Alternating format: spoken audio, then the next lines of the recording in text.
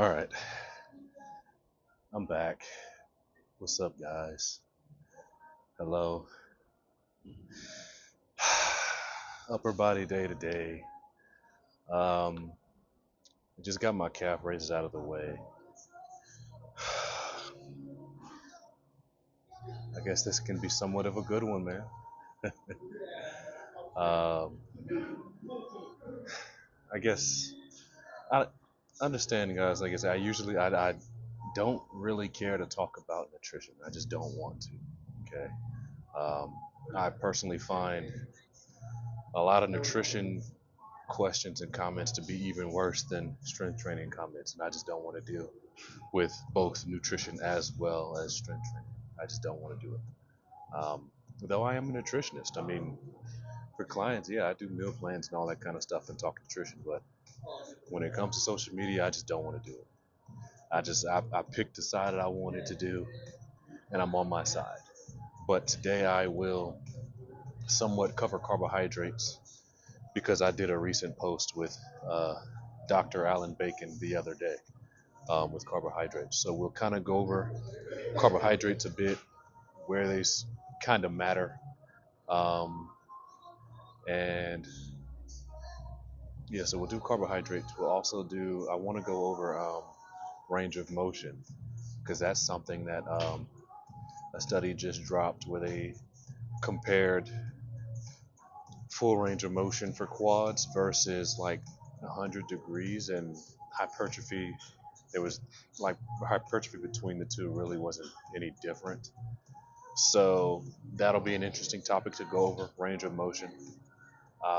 I forgot the other topic that I wanted to go over, but we'll get into it. But I know for sure carbohydrates one, range of motion another. Um, and I guess maybe, I mean, understanding like practical application for a lot of things. And that's how we'll go about today. Okay. I'm going to do a single working set here. I got all of my warm up sets out of the way. So, I mean, you only seen one warm up set. So, honestly, no clue how strong I am here. It's been a while since I touched this machine specifically, but I know my pressing is a little weaker than usual. It's been weaker than usual. Um, so we'll see.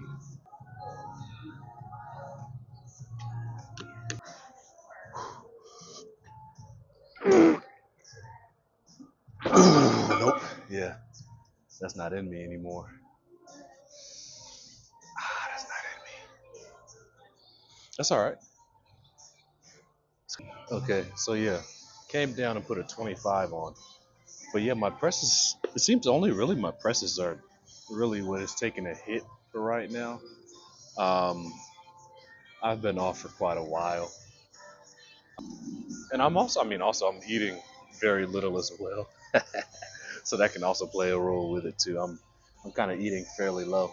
Um, but I'm gonna look to pick the food back up. I just wanted to experiment something. Um, and I am a little bit leaner than I would want to be. So yeah, the only real things that's taking the hit right now is like presses, chest presses, shoulder presses. Other than that, like all my pull movements are great. You know, leg movements are great. Um, but it seems to only affect my presses. But again, we're about to log back in. So you see some strength increases over the next several weeks, months. Just know I locked back in. But yeah, what? Okay, so I got my topics together for today. So carbohydrates, the range of motion, warm up sets. Um, dang it, there was another one that I had just mentioned and I forgot about it that quick, but it'll come back to me. But let me get this set out of the way.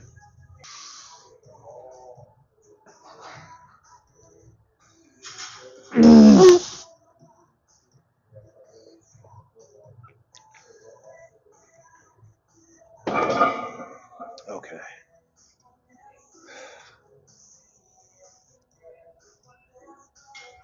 All right. I think it makes sense why that kind of did take a little bit of a hit because I did like I did have a slight strain last week when I did chest pressing, a slight strain. and I was kind of feeling it right here, so it makes sense. Somewhat makes sense. So should I do a chest fly today? Maybe, maybe not. And that's actually something that we can kind of get into with the warm-up sets when we get to warm-up sets. So moving on. All right. So before actually I go into like carbohydrates, I think a good way to transition would be going into the warm-up sets. Considering, like I was explaining, a slight issue with my chest here. It's nothing major, okay. But when people ask like, oh, hey, should I skip warm-up sets and everything? It's like, I mean, it depends. Like you can in certain contexts, you can. Um, Other contexts, no, it probably makes sense to hey get your warm-up sets in. So like, let's imagine this is my first chest movement of the day. Okay, so like if I so happen to have two chest movements, no, not happening. But like I would come into this, yes, I would make sure I get my two-ish, maybe three warm-up sets in here, and then I can work, you know. Um, but let's imagine like a bicep example. I don't know if you're someone. I mean, pretty much anything. Like, well, I guess biceps would be an easy example.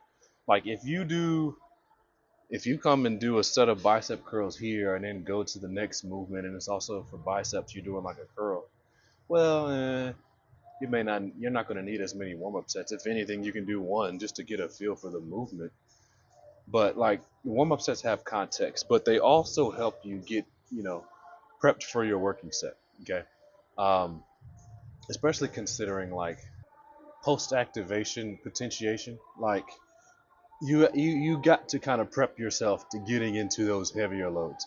Now you don't have to lift something that's heavier than whatever your working set is going to be, but as long as your warm-up set can be heavy enough. So like I guess the warm-up set prior. So of course you work your way up. Um, you get to that warm-up set prior to your working set. Let's imagine like something like for me, like I'm usually doing a lot of 3 to 6 rep stuff.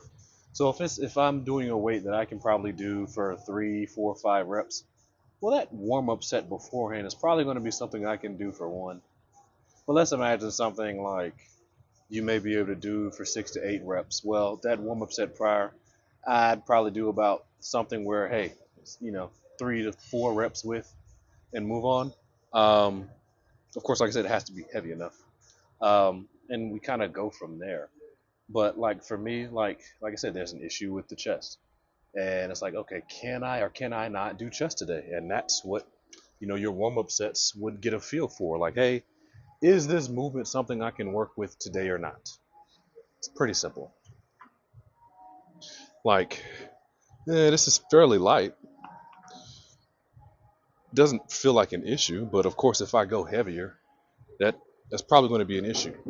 And I don't really care to go heavier to see because I don't really care to train chest anyway. But that gets the warm up sets out of the way.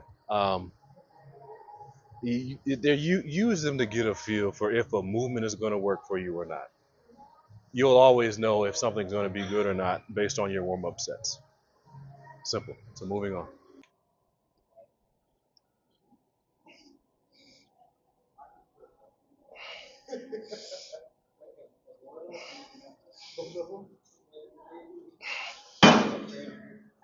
All right, so we're gonna go seated dip today. It's been a while.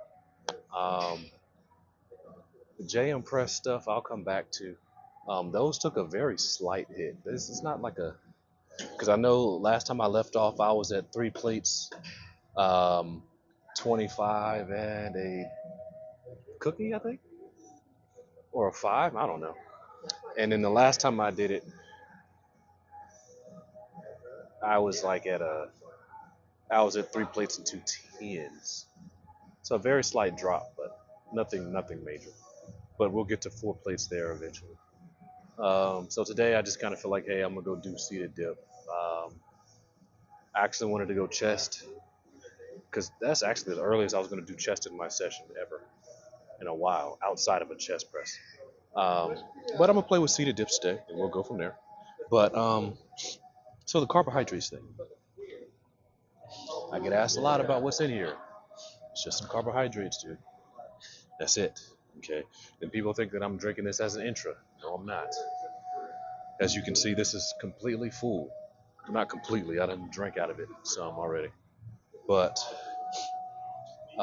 using this as an intro is dumb. It makes no sense. Like, why would I have to? Why would I drink all of that during my session? That's darn near a gallon, right? But the thing with the carbohydrates, excuse me, you have to understand context, okay? Um, Intercarbohydrates usually makes more sense for people that's doing ridiculously high volumes, or maybe let's say if we're talking like CrossFit athletes, um, or just people that's doing a lot, and like actually doing a lot in their sessions. But if we're talking about strength training, and if your volumes are supposed to be low as they should be, you're not out here taxing yourself like you shouldn't be. You're not going to need intra-workout carbohydrates. I mean, of course, you can have some water and stuff to drink. If you, like I said, for me, this is just something for flavor that I'm drinking throughout the entire day. It's like I'm getting carbohydrates throughout my entire day, where there's a little less that I gotta eat. But it's like, dude, if your overall carbohydrate intake is good, like a pre-workout meal, you don't have to have like, 120, 150, 20 grams of carbs in that, and then try to have an intra-workout carb as well. I mean, dude, we got to understand like oxidation rates as well. Dude, like people that's throwing like 150 grams of intra workout in their jug, dude, those carbohydrates aren't being used anytime soon. Like you're getting about a gram to a gram and a half per minute. You know, so that's like if you sat there and drank 25 grams in the matter of 5 minutes, yeah, like come on, that's the math isn't math. So overall, if your carbohydrate intake is in a good spot, um, you don't need to worry about a really, really high amount of carbohydrates um, near your session or during your session. Okay. And also, if your volumes are as low as they should be, you don't need as many carbohydrates as you think. So y'all can kind of go watch that post that I did with Dr. Allen. It's on Instagram and TikTok, but I mean, maybe it's easier to find on Instagram. I don't know. But I mean, either way, it's recent. But we went over that fairly detailed, and you can find some further details in the caption.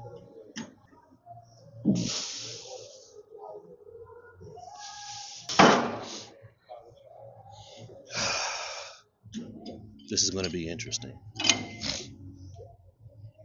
I can do one more feel good set, honestly. Um, we'll do one more feel good set here.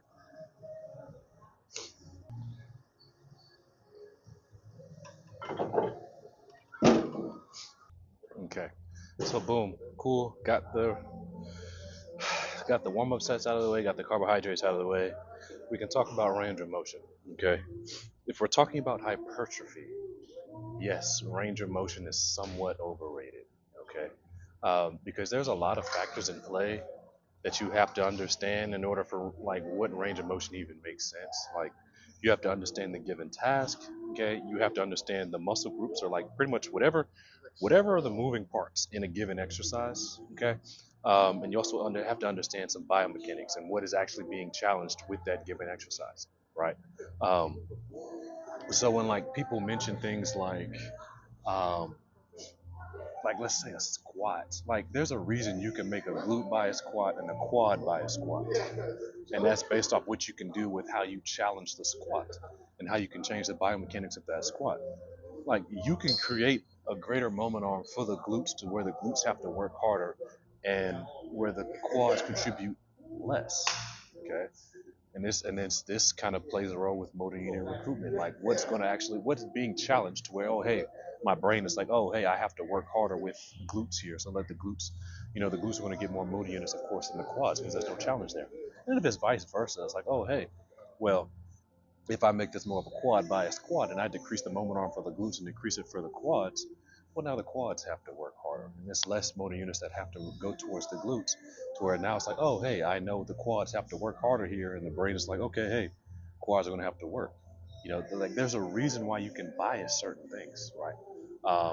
And it's like the idea where people talk about the dumbbell pullover, and they'll say, oh, the dumbbell pullover is great for lats. How? If you look at moment arm data, you can we understand that with the increasing humeral elevation, the lats just do less and less and less and less. So if I'm looking at a dumbbell pullover, my upper arm is way back here. The lats aren't going to be doing much, and the challenge there is going to be greater for the lower pecs than the lats by far. If we're looking at a dumbbell pullover, and how that is challenged, because once you come to here on a dumbbell pullover, by the time the lats can even really do anything, it's too late because of how gravity works. Like people don't understand that kind of stuff. But if we're looking at like a pull down, okay, yeah, makes sense why that can be more lats than chest. That makes sense. Um, so you have to understand again the given task, what the exercise is, and how it's being challenged. Because you can't just look at a given range of motion in any situation and be like, oh yeah, that's lats. Because no, dumbbell pullover is not lats. But if we're looking at a pull down, sure, we can say lats. You know, um, but then like range of motion. Let's say like here, if I'm doing triceps, I don't have to get this super deep stretch up to this and then extend. What else is extending my triceps here? Right? Like it is perfectly fine to kind of go halfway and extend.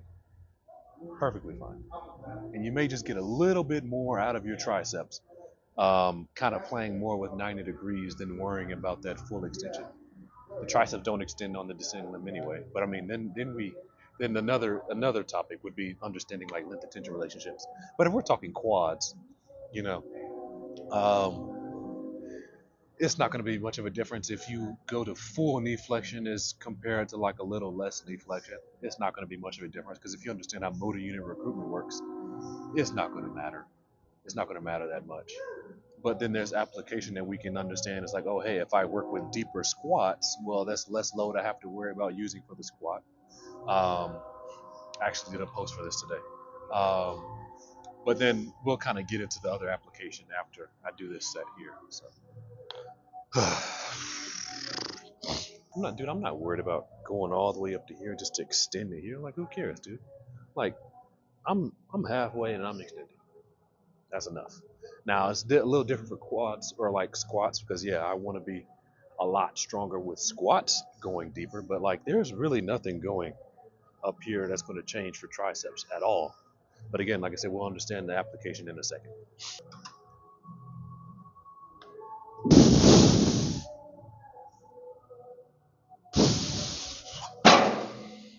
I got a little bit of room to work. Kind of wish I had a belt, but I'm actually bracing with this foot pad, so that's cool enough. That's cool enough. Like I'm driving my foot through that. But I want to go a little bit heavier. Whatever.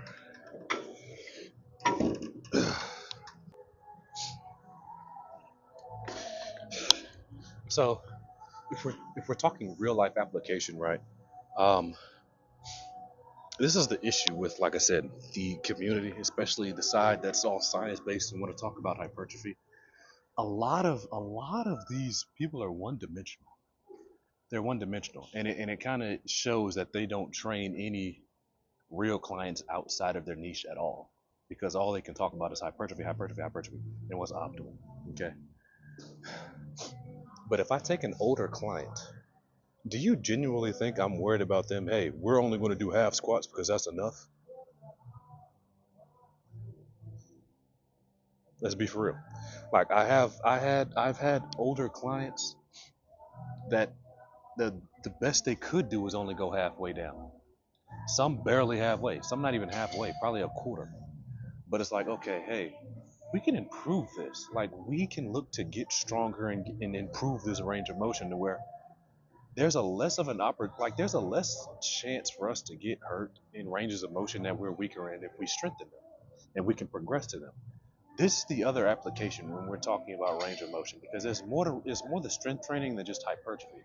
And again, so many people are just one dimensional and they don't think about these kind of things because they have this one niche of clients or just anything. It's just hypertrophy, hypertrophy, hypertrophy.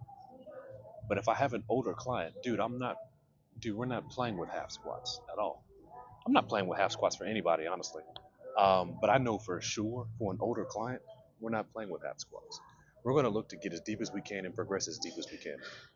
Because now, again, it's a chance where, hey, ain't no I've fallen and can't get up now.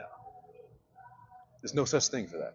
Like I've had some 60, 70-year-old clients, again, barely squatting halfway down, and then progress them to where they're about butt to grass, dude. Butt to grass. There is no I've fallen and can't get up in this situation. Okay, because again, these are things that we progressed. Or let's imagine, let's say something like stiff leg deadlifts, or we can throw in Jefferson curls, like situations where it's like, oh, hey, I only play with halfway, um, half range of motion for hip flexion and extension or hip extension. Um, and I only go halfway down for the stiff leg deadlifts. Well, you're only going to be kind of strong there. But if there are situations where your hamstring is any further lengthened, you might be cooked. Just might be, because those are range of motions that you don't load and not strong in. Okay. Um, so honestly, man, there's more to range of motion than just hypertrophy. And understand strength training is strength training. So like when people talk about flexibility and it's like, oh hey, how do you get so flexible? How do you do this? How do you do that? Well, if there's a range of motion that you want, you find a starting point and you progress towards that range of motion. And it takes some level of intensity. It's no different than any other thing that you do in the gym. No different than any other thing in the gym. Again, you find your starting point and you progress. It's no different like you bench 225 and then down the road you end up benching 315. You know, you had your starting point and you progressed. So if there's range of motion that you want, you find the starting point, figure out how to load it, effectively load it, and progress. And you get stronger through the increase in range of motion. But of course, you take your time progressing. Don't just jump all the way to, you progress. And sometimes, yes, it's going to be a little uncomfortable. You do want to take it to where it's a little uncomfortable. But don't go to where it's like, oh, I'm feeling like I'm about to tear this. And no, it's going to be a little uncomfortable. But of course, you progress things properly. It's no different than anything else that you do. Strength training is strength training. Okay, so there's no reason to differentiate flexibility, you know, powerlifting and hypertrophy. It's all strength training. Though yes, there is different modalities. It's all strength training. You have a starting point and you find out how to, of course, improve upon it. But let's see if this is a working set.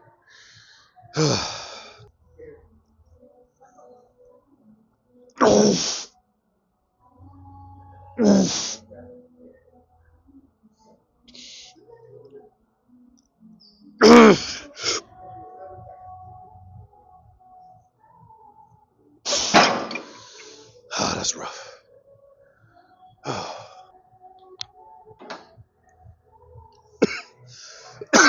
All right, so I took one of the 25s off. I actually do two sets here today. Why not? But I guess another thing to throw in is like people talk about how do you deal with injuries and all that. Well, you kind of have to understand what the injury sort of is. It's like today's example, like, hey, chest is feeling iffy. Well, dude, I'm not gonna sit here and play with something that bothers my chest. Like I said, this feels somewhat of like a very very light strain, nothing serious. But it's like, oh hey, if I end up putting some effort into some kind of a chest press or chest fly, probably not going to work out. It's probably not going to work out. Leave it alone. You know, why would I sit there and force that, right? Um, but situations where it's like people ask, oh, what have I done with my knee? How do I? It's like, okay, it's a little different. Like that's not a strain type of feel, you know. Um, yeah, it's a bit like it's painful. I don't even know how to explain the kind of pain, but it's more of a. I know for me it was more of like a tendon issue. I was like, yeah, you're gonna have to load that and progress it. You know, find a way. Like it's gonna, of course, again, it's gonna hurt. It is what it is. It's gonna hurt, dude. I've been dealing with. Like I know the first knee I hurt was his right side, like 3 years ago. It could be 3 years ago. I don't know, but I know this was the knee I hurt because I was loading a squat machine far too heavy than I should have been doing it, and I ended up in a range of motion that I had no business in with that particular load, and yeah, messed that right knee up, that right knee up, and that took like a year to get over. But while I've been compensating, and I ended up messing this side up, I was like, so I mean, I was kind of back and forth between the knees, but now this knee is great, but this knee, like, I mean, it's again 2 or 3 years down the road now, and here we are now today. Like this knee is great, but this knee is still tweaking sometimes. But in order to get it stronger, I have to put it in positions to get stronger. You know, find a range of motion, progress it and overload it, right? And then over time, look to get deeper, look to get deeper, look to get stronger. Yes, it's going to hurt. Tendons take a little longer to adapt. But again, with this chest issue, this isn't like a tendon issue. This is something like, oh yeah, I have no business.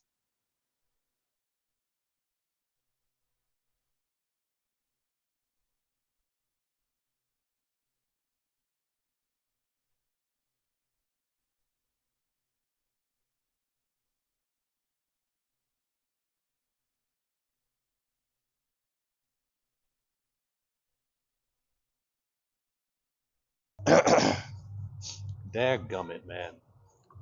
So when I did my bicep curls, apparently the 5 or 6 minutes I was yapping over there, the mic died. So apparently I grabbed the wrong mic today, the one that was needing of charge, and here we are. Brought out the other mic, so that's cool. Hey, yeah, I was almost not finna get a video. Yeah, I was almost not finna get a video, but I don't think I wasn't saying too much over there with the bicep curls. I know I ended up saying that I was going to do single arm because if I usually do with both arms, there's sometimes a slight contraction in my chest, and that probably would have bothered my chest over there. So doing single arm over there just would have made sense to where, hey, that doesn't really bother my chest at all. So just understanding like, hey, don't put yourself in certain situations that, of course, bother whatever is hurting. Okay. Um, I can't remember if I covered. I think I was explaining like the difference between like tendon. Like I know for me, I had an issue with the tendon. Um, oh no, no, I think I did cover that at the at the seated dip. So just understand what's bothering you, man, and move on. But other than that, um, oh, and I mentioned that, yeah, follow Dr. Alan Bacon, man, if y'all actually want nutrition stuff, and any of the other nutritionists, because for me personally, I just don't care to talk nutrition. Um, Again, man, comments and questions is bad enough with strength training. So I don't care to see the nutrition stuff. So, but I looked and seen what my range of motion felt like if I were to do a pull down, and it's fine. But I'm gonna just come do a lat row and then a more of an upper back row to kind of course, bias the traps a bit there and call it a day, man. Um, and that's going to be the upper day.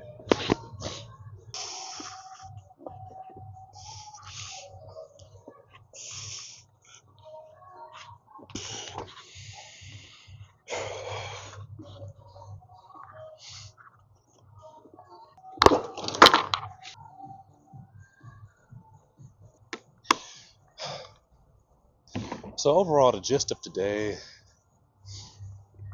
carbohydrates, cool. Range of motion is cool. Hypertrophy wise, yes, can kind of be overrated. But coming from a strength training perspective, if you want to be better in a given range of motion, yes, load that range of motion and progress that range of motion. Warm up sets, use them, of course, to get a feel for how you're going to be for that day. You're not always going to feel the same every day. No big deal. Okay. And of course, if something does feel off, something does feel a little wacky, don't force it. No need to force it, and then just end up messing something up. Again, you're not always going to feel good. Who cares? You know, the body isn't made to just be 100% all the time. You know. Um, so carbs, range of motion, warm up sets. Um, there was something else, man. I don't know. Forgot.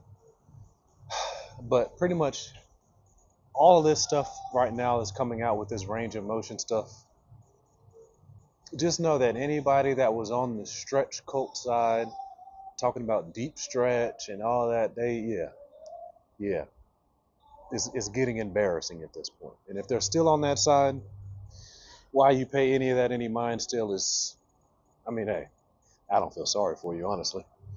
Because nobody in their right mind can think just because you stretch something a little further, oh, that's going to be so much more gains. Nobody in their right mind. Strength training has lost the plot, man. Strength training has lost the plot. You have people that are, promoting you to be weak. You know, like there was a reel I posted. No, I seen is this 250-pound steroid dude curling 30 pounds. I'm talking about 30 pounds. We're promoting people to be weak. There's a reason why people snap something, every time they grab something heavy or anytime they grab something heavy. Dude, we're sitting here working with 30 pounds. Yeah, I wouldn't expect him to curl 70s or 80s and be okay with doing it without hurting himself. Of course I wouldn't expect it. But like, dude, I have women that are curling 30 pounds. Why would you take these men, these grown 250-pound men, serious? More muscle mass equals more force production capability. You would be able to produce more force. But the thing is, there's more to adaptations than just muscle growth. And people just think, oh, well, if you lift heavy, you're going to hurt yourself. Like, what? Muscles aren't the only thing that adapt. Strength training has lost the plot. Strength training has lost the plot. You got the people talking about deeper stretch. Dude, like, that's not a significant difference just because if I'm sitting there doing a chest press from here and then you want to take your chest press about another inch or two, you're not better than me. You're not better than me. Who cares?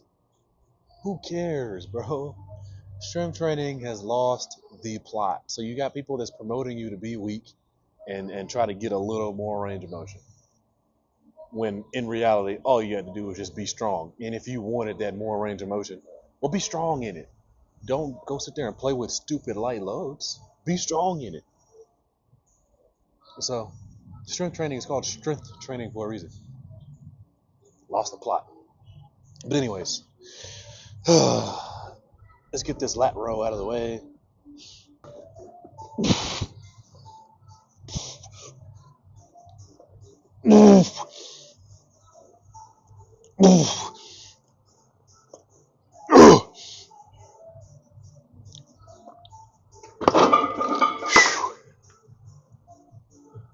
Okay. So yeah, bro, I don't care. I don't care if someone has 250 pounds of muscle, 300 pounds of muscle, PhD. I don't care, man. If they are promoting lift lighter, lift lighter, lift lighter, why are you paying that? Why are you taking that serious? Like, we got people that's talking about, go lighter and take this deep stretch with a pull down to come do this. When in reality, dude, just lift heavy.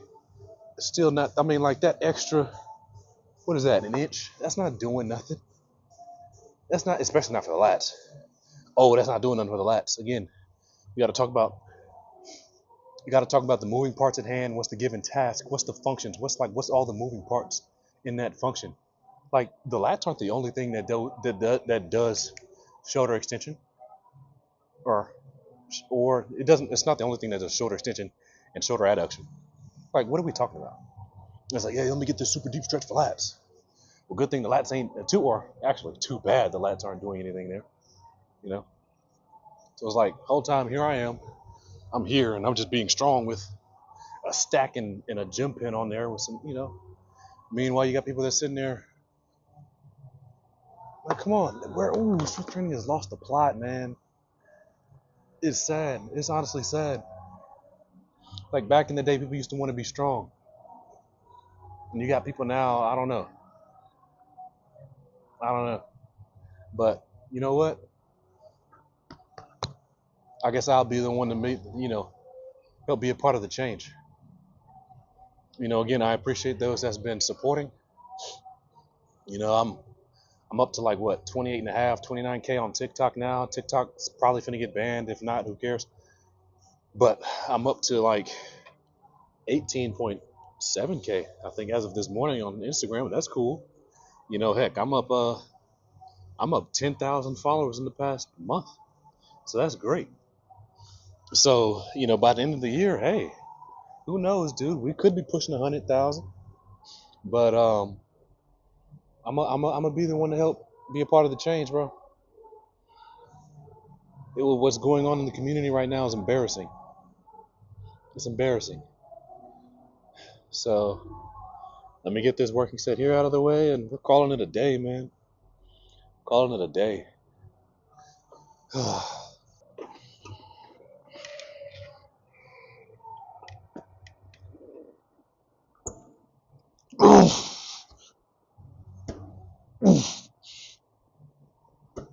Oh,